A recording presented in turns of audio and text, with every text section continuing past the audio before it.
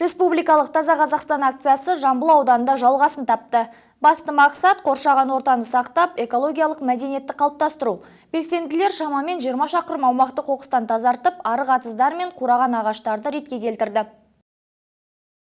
Акция Аса Қаракемер өрнек ауылдарын жалғайтын облыстық маңызы бар күре жол бойында өтті. Шараға жастар аманат партиясының өкілдері, аудандық мәслихат депутаттары, спорт саласы мамандары және жастар рухы жастар қанатының мүшелері қатысты. Ұйымдастырушылардың айтуынша, мұндай экологиялық бастамалар алдағы уақытта да тұрақты түрде жалғасады.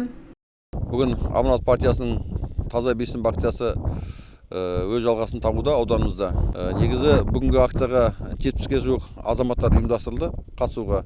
Жұмыс қарқынды жүруде. Негізі басты мақсатымыз ауылдан тұрғындарын осы тазалық сақтауға шақыру.